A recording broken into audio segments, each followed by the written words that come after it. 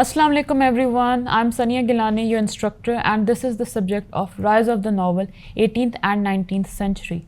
We are back with our lecture number 10, and today's topic is Use of Irony in Pride and Prejudice by Jane Austen.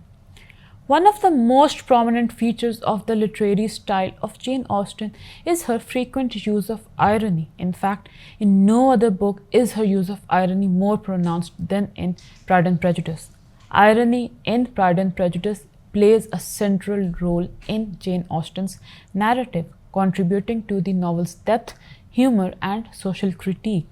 Austen masterfully employs various forms of irony, including verbal, situational, and dramatic irony throughout the story. The multiple use of irony adds complexity to characters, highlights societal norms, and serves as a tool for moral exploration.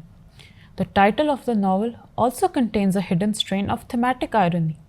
Jane Austen subtly introduces an inversion of the thematic foibles, pride and prejudice, and the characters they belong to. It is Darcy who is supposed to have the pride and Elizabeth who is supposed to have the prejudice. But in their misunderstandings for each other, they accuse each other of excessive pride and prejudice. First use of irony is through verbal irony. So what is verbal irony? Verbal irony occurs when the speaker says something but means the opposite of what is actually stated. This creates a contrast between words and intended meaning and is often used for humor, sarcasm, or criticism. The opening line of the novel begins with the famous ironic statement, "It is the truth universally acknowledged that a single man in possession of a good fortune must be in want of a wife." This verbal irony sets the tone for the novel as the actual narrative unfolds with women actively seeking wealthy husbands, not the other way around. The statement, in fact, encapsulates the ambitions of the empty-headed Mrs. Bennet and her desires to find a good match for each of her 5 daughters. Second example of verbal irony is through Mr. Darcy's remarks. His initial comments about Elizabeth being tolerable but not handsome enough to tempt him becomes ironic when he later proposes to her. This irony underscores the unpredictability of romantic relationships. Second example of irony is situational irony. Situational irony occurs when there is a contrast between what is expected to happen and what actually happens. The outcome is unexpected or opposite. It often reveals deeper truths about characters or society. For example, competing for multiple husbands. The novel presents situational irony as families compete to find suitable husbands for their daughters, contrary to the initial notion that single men are seeking wives. This irony reinforces the societal pressure and expectation surrounding marriages. Another example of situational irony is Lydia's elopement. The departure of the militia expected to end Lydia's flirtation ironically results in her elopement with Wickham. This unexpected turn of events complicates the story but ultimately contributes to the union of Elizabeth and Darcy. Third is the irony of the characters.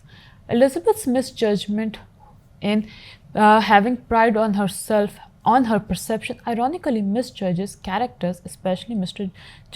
Darcy. This irony highlights the theme that personal biases can cloud one's judgment. Wickham is also another character who appears charming but is revealed to be an unprincipled person, adding depth to the irony of character. Similarly, characters like the Bingley sisters and Lady Catherine exhibit ironic behavior contrary to their judgments of the Bennet family. Fourth is the irony of narration. Miss Bingley and Mrs. Hurt.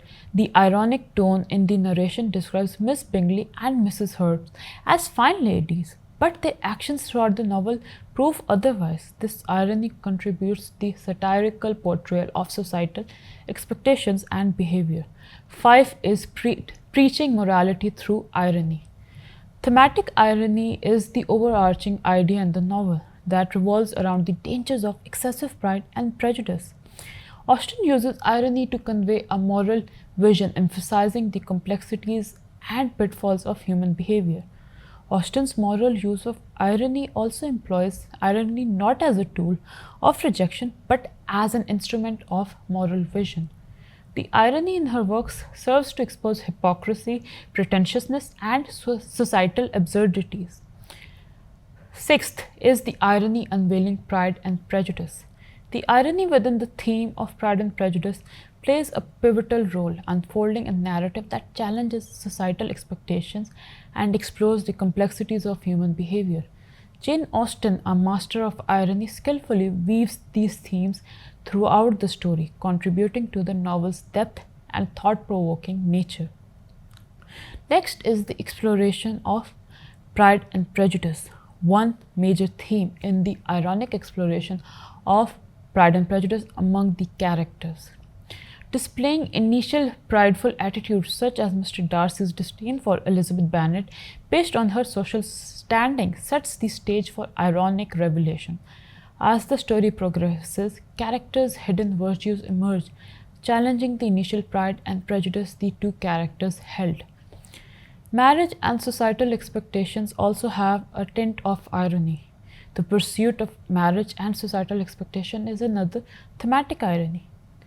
Again, the opening line of "It is a truth universally acknowledged that a single man in possession of a good fortune must be in want of a wife" introduces irony as characters deviate from expected norms. Elizabeth, for example, challenges societal expectations by seeking genuine connections over conforming to conventional beliefs about marriage and its pursuit. Class and manner is also another theme of societal conflict that introduces irony as the novel critiques rigid social structures and superficial manners. Characters like Lady Catherine de Bourgh embody aristocratic disdain for perceived societal inferiors. However, the irony lies in the revelation that genuine goodness and moral character are not exclusive to a particular class, challenging societal norms and expectations. There is also a contrast between appearances and virtues. A pervasive irony throughout the novel lies in the contrast between appearances and true virtue. Characters initially judged by societal standards reveal unexpected depth. This thematic irony prompts readers to question assumptions, challenge norms, and delve into the intricacies of human relationships and behavior. So, in conclusion, irony in Pride and Prejudice is a nuanced and pervasive literary device that enriches the narrative, challenges societal norms, and contributes to the moral exploration of characters. Austen's skillful use of irony adds layers of meaning to the story and invites readers to reflect on the complexities of society and the concept of marriage itself. This was all for today's lecture. Today we just focused on the literary technique of irony and various examples of its use in the text. Till the next time, Allah Hafiz, and I hope you understood something.